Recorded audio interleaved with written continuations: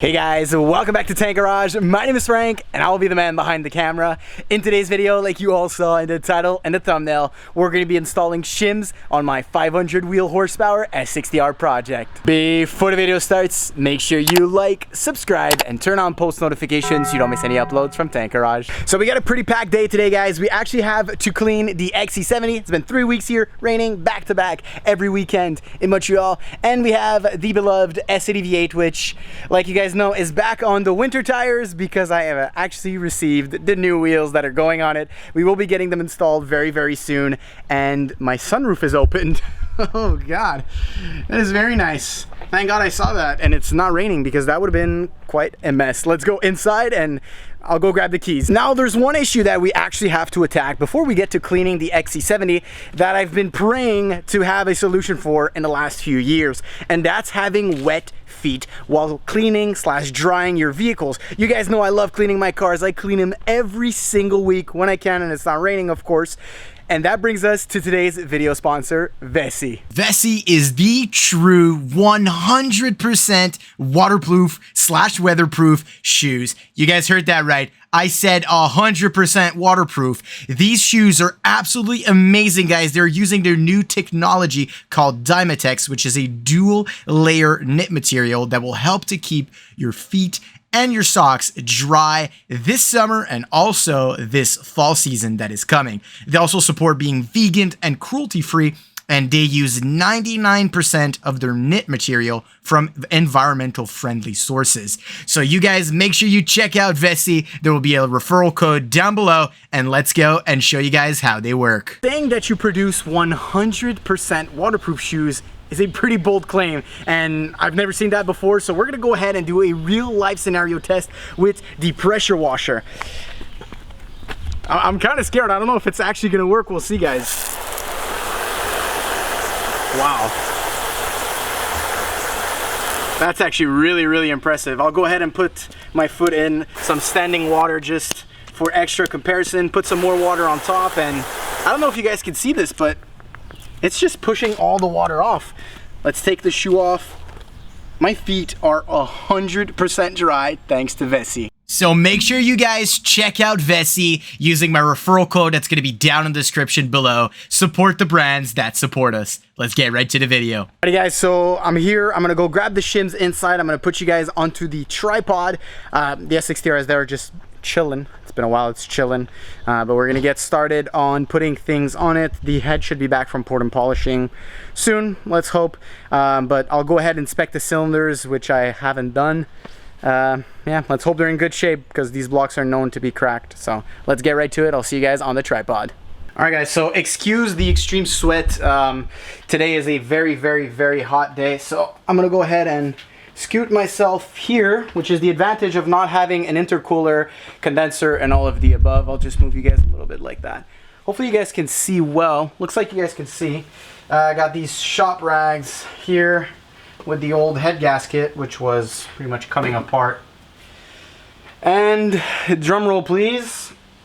Let's take a look at the cylinders.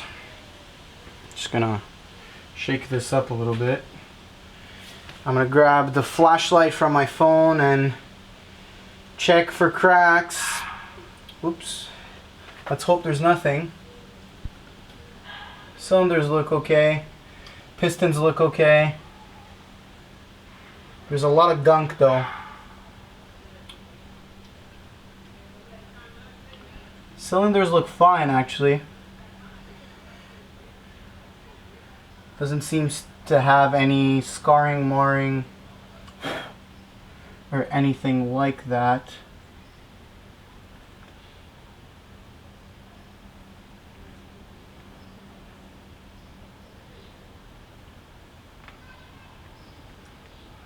I mean, it seems alright to me. I'll take a picture for Mac.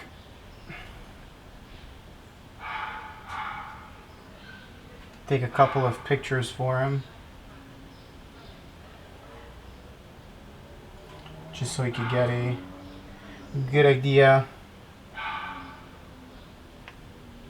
The oil passage and everything. Go ahead and turn this off. I'll send this to Mech, and so yeah, for now it looks all right. First bird's eye view. It looks all right. I don't see any rust, which is good. If there was rust, this would probably put an end to the build.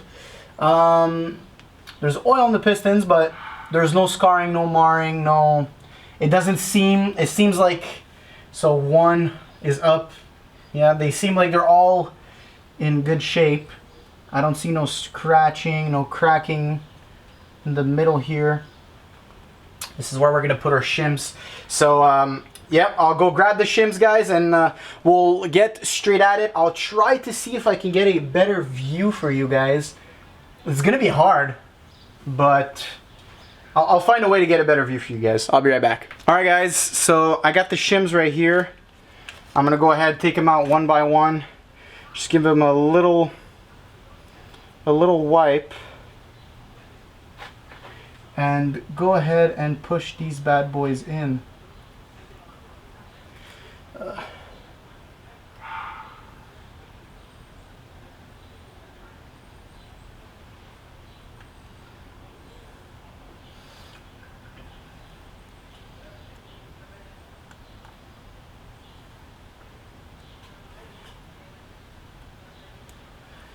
Huh. I'm not sure why. Oh God. It's like stuck there, eh?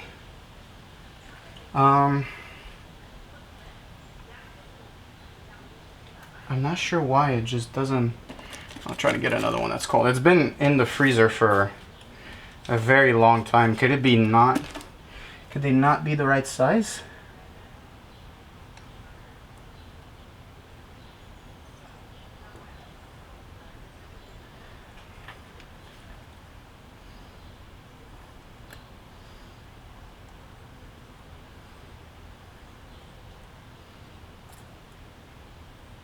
It's supposed to go down, isn't it? I'm not too sure why it isn't going down. This is my first time shimming a block, eh guys, so be patient with me. And I'm also not trying to scratch the inside of the cylinder walls. These seem like they're, I don't know. It just seems like they're a little too thick for. I'll go put them back in the freezer, guys. I'm gonna call Mech and ask him if that is normal, because they do look, it is very tight to put in, so I'll be back. Okay guys, so take number 2. Mech has actually told me that it is okay to use the rubber mallet to tap them in. Hopefully you guys can see well. I'll go ahead, grab one out, and we'll push it in with our fingers first to make sure that it is in correctly.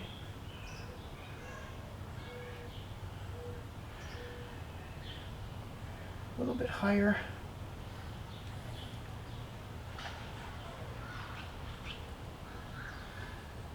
I think that's good.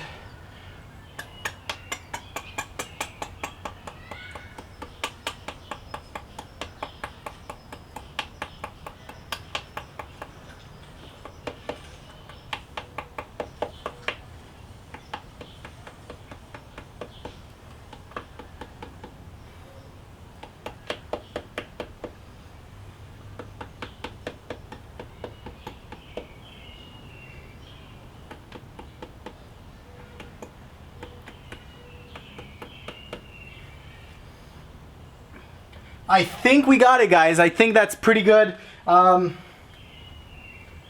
Looks like it's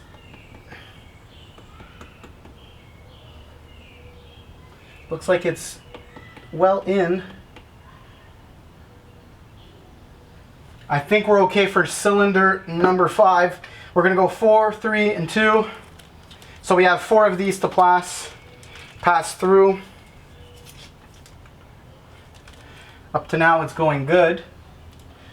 We'll go ahead and do cylinder number 3 and 4.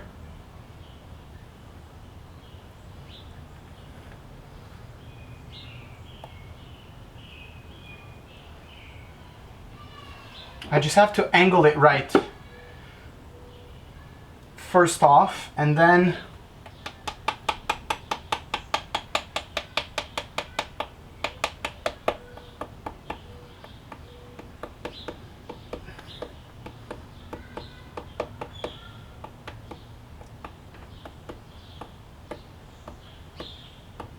tap him in like that. And make sure, guys, so when you tap them in, I'll go on top and show you guys after, but you want to make sure that there is a little bit of a gap in between where the cylinder head sits and where the shim actually is, so that when you do put your cylinder head gasket, it is going to go through, right? It's not going to block it in any way and things like that. You don't want to have any interference. I'll go ahead at the end once they're all placed in and tap them in properly. But for now, we're just going to place them. I'm going to go with number 2 and 3 here.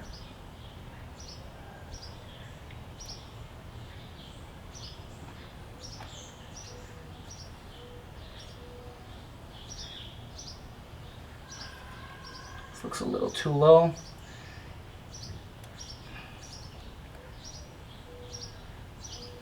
What's a little harder is to place them so that they don't scratch the oil passageways on the side. See, like this, I need to go up a little more. I think like this will be good, right?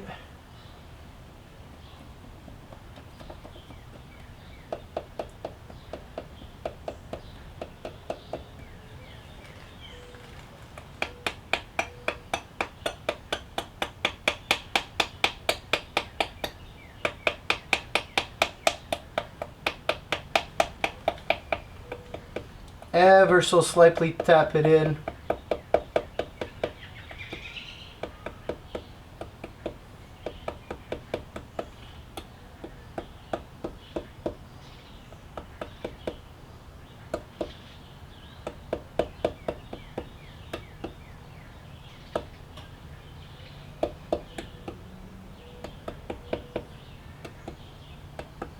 You gotta keep tapping it, guys, until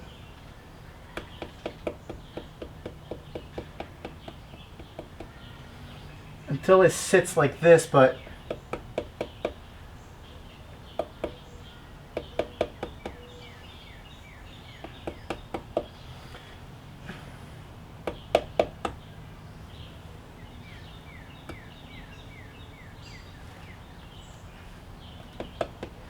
this one I'll revise it later. It isn't going in completely. I'll pause it because it's already been 5 minutes. I'll go ahead and do the last cylinder, and I'll be right back. I'll show you guys the final result. Alright guys, so here's the final result with the shims installed. Hopefully the camera can focus well. Please, focus. No. Let me put it in manual focus for you guys, just so you guys can see a little better. So shims have to be recessed behind the area where the gasket is going to sit. So just like that, we have all 4 half cylinders done. They do give you 5, which I don't know why, because you only need 4 of them, since the R blocks, since they're 2.5, the cylinder walls in the middle are skinnier. But yeah, that's how it should look like in the end. Now we're waiting for the head to come back and we'll be able to put everything back together. Alright guys, so this is going to be it for today's video. I am drenched in sweat after working on the XC70, cleaning it, and doing the shims on the S60R.